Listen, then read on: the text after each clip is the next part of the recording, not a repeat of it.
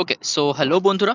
আজকে তোমরা নিফটির যে বাইং দেখতে পেলে আমাদের মার্কেটে বিগত দুদিন ধরে, গতকাল এবং আজকের দিনে, দুটো দিনে নিফটির মধ্যে খুব ভালো একটা বাইং এসছে, ঠিক আছে।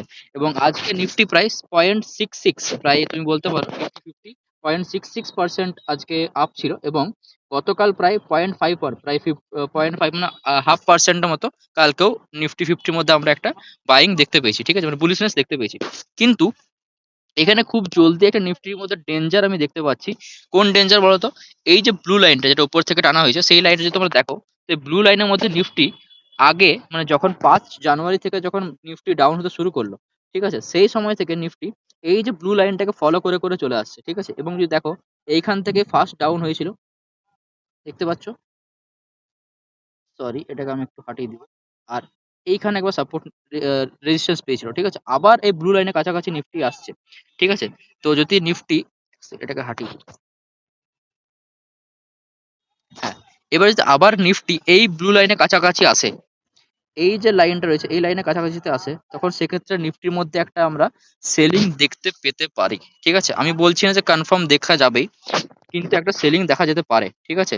কারণ দেখো, কারণ যতবারই ওই ব্লু লাইনের কাছাকাছি এসছে ততবারই নিফটি একটা সেলিং দেখিয়েছে, ঠিক আছে। এবং তারপরেই একটা বড় রেড সিগন্যাল পাওয়া গেছে। দেখো, এই ফার্স্টে যখন ইয়ে ছিল, দুদিন রেড সিগন্যাল, তারপর একটা বড় রেড সিগন্যাল এগেন, যখন ওই লাইনের কাছাকাছি এলো, ব্লু লাইনের কাছাকাছি এলো, সেখান থেকে ডাউনে গেছে, ঠিক আছে। এবং আবার সেম জায়গাতে নিফটি আসছে। এবং সেক্ষেত্রে যদি সেলিং আসে, আর যদি এটা থার্ড ফেজ হয়, মানে ফার্স্ট ফেজ হলো 5 জানে, নেক্সট ফেজ ছিল কখন, নেক্সট ফেজ ছিল এই 16 জানে, আর তারপরে যে আজকে 10 দিন হয়ে গেল প্রায়, দেখতে পাচ্ছ। তো প্রত্যেক 10 দিন পর পর যদি এই ফর্মেট আমরা দেখতে পাচ্ছি, তো যদি আবার একটা ফর্ম, এই এই যে ডাউন ফর্ম যেটা আছে রয়েছে, সেটা নিফটির মধ্যে দেখা যায়, তাহলে সেক্ষেত্রে নেক্সট নিফটিতে প্রায় 24,632 লাইনটা বলেছিলাম, সেখানে কাছাকাছি নিফটি আসতে পারে। তো এবারে দেখো, অনেক কিছু ব্যাপার রয়েছে, কারণ মার্কেটের মধ্যে একটা বুলিশনেস শুরু হয়ে গেছে, ঠিক আছে। এফআইএস রাও মার্কেটের মধ্যে আসতে শুরু করেছে আস্তে আস্তে। তো হতে পারে এই ব্লু লাইনটাকে যদি ব্রেক করে উপর দিকে যায়, তো দুটো সিচুয়েশন হতে পারে। একটা হচ্ছে ব্লু লাইনটাকে ব্রেক করে চলে গেল, ঠিক আছে, যার ফলে একটা পুরো ভি রিকভারি মার্কেটের মধ্যে আসতে পারে, ঠিক আছে। আরেকটা জিনিস হতে পারে যে ব্লু লাইনটাকে ক্রস করলো, কিন্তু পরের দিনই ওটাকে ফেক ব্রেকআউট দিয়ে আবার ডাউনের দিকে চলে এলো, ঠিক আছে। তো এই সিচুয়েশনটাও হতে পারে। আর আরেকটা, যদি ব্লু লাইনটাকে রেজিস্ট্যান্স নিয়ে নিচের দিকে আসে, তো তিনটে সিচুয়েশন টোটাল হতে পারে, দুটো নয় তিনটে।